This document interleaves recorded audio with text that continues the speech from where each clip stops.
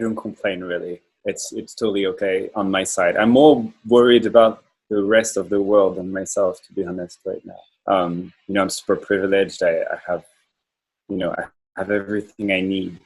So it's not even a question. And also as an artist, I tend to be a bit solitary. So it, you know, it's fine. It's totally fine. But I feel like I'm just to have this kind of anxiety for others, for the people that don't have access to the right healthcare, for people that are in need or that don't have, you know, the right apartments to, you know, to live for such a long time. I don't know. It's very blurry times, very blurry times.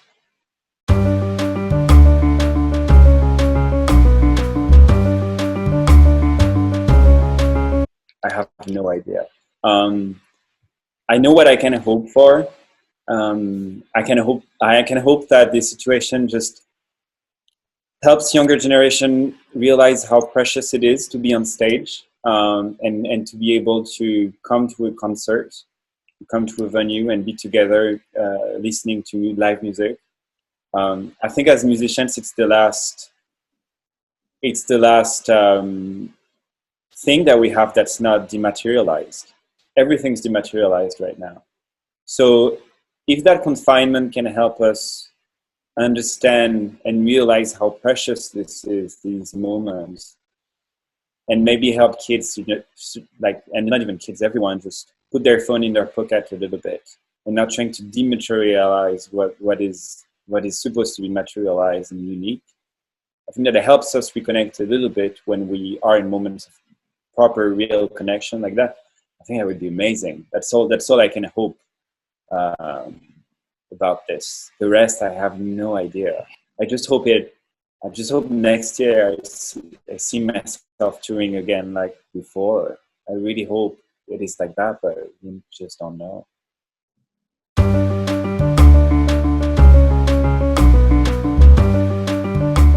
And, you know, I like doing Zooms and stuff and, you know, be home, and it's definitely less exhausting than running around the world to do it.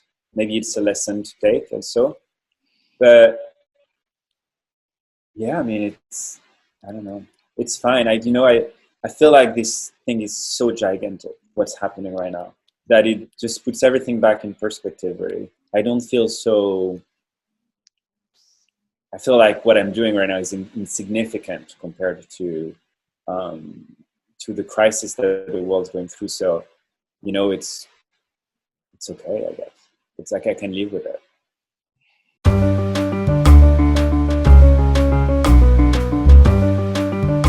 I think we live in a world that's a lot about, you know, everything is very explicit. Everything is very explained, especially with social networks where you need to show, you know, it's very unlikely that I show my environment like that. I don't do it that often. I don't do it on social networks. I don't really post selfies of myself. And I think that it's, as an artist, for my music, I like to keep a certain form of mystery. I like to not show everything. I like to not explain everything. So I think starting to define the record before it's even out, I think is too soon.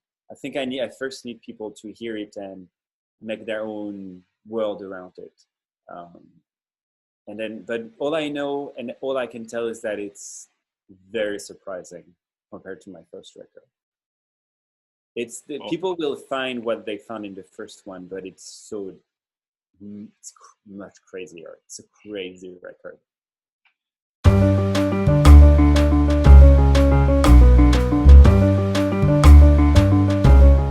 The idea that I was a very little human in front of massive forces and massive phenomenons that can be read as what you want. You can read it as mental health issues. You can read it as the rise of the far right. You can read it as the environmental challenge. You can read it as the craziness of the music industry, the craziness of the industries in general, the speed of things, the speed of information, Trump, all this we're surrounded by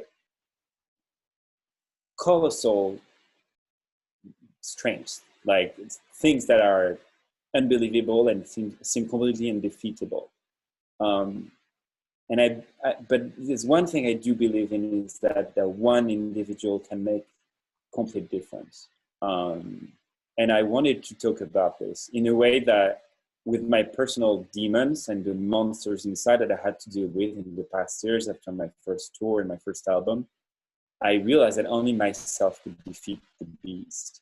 And I thought that if I talked a little bit about this, maybe some people could identify to it and get some strength from that, and to realize that in the world that is this crazy post-industrial cataclysmic thing, every single one can maybe throw the first stone.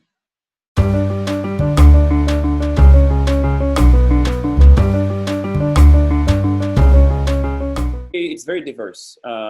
Sometimes songs come from lyrics. Sometimes they come from a beat or a chord sequence. Sometimes from a melody, and sometimes they come from a visual. In the case of Goliath, I remember we worked with Ryan Lott from Sunlux on the first beat, and then we have these contrabass samples that we made in studio, and they were making kind of like the melody climb. It was like, and then we put it together, and it started to remind me of a machine that was rotating. And I had these kind of like industrial ideas around the record for a couple of months already. I knew that there was something industrial about the record I had to make. The beats had to be more metallic and less about wood.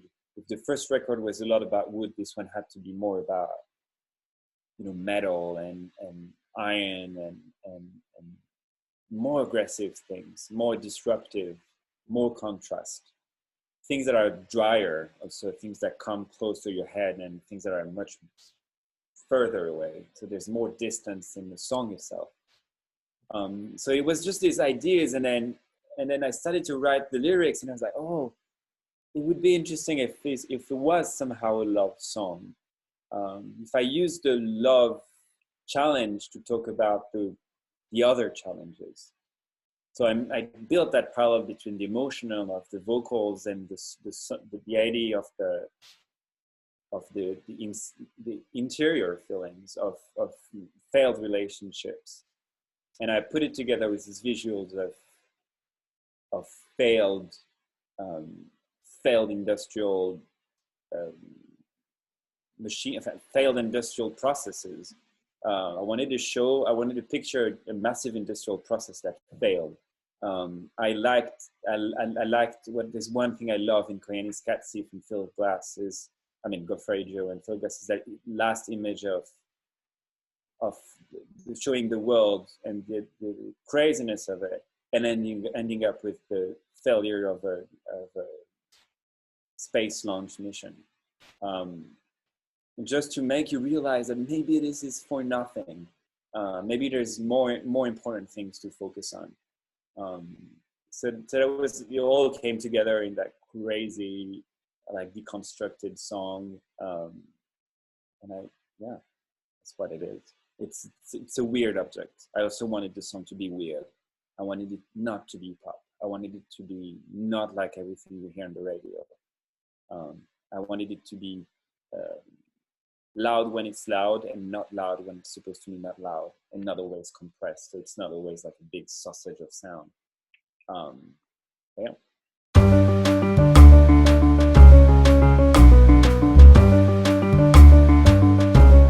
One of the Goliaths that I didn't manage to defeat in the past years. I started and tried a couple of projects, and nothing really worked. I realized I was terrible at writing.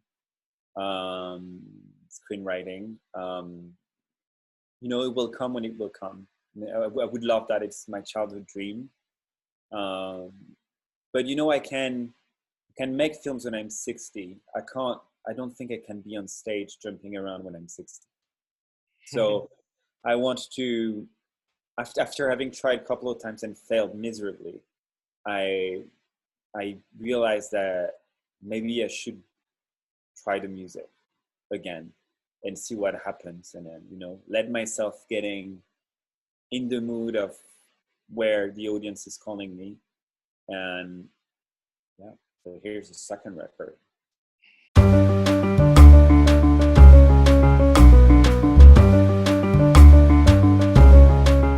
To be honest, I'm still working on the visuals around my record and some, you know, promo stuff, and visuals for the album itself and all the little things that we're doing around it. So I'm trying not to get influenced too much by other people's music, because I always find it better than mine, and then I get depressed. But I don't know. I think the Fiona Apple record is insanely good. What else? I don't know. There's a new, you know, Yell, Yelle. She has a new song in French that just came out last night. It's so good. It's called Je t'aime encore. I still love you. It's so beautiful. I love it.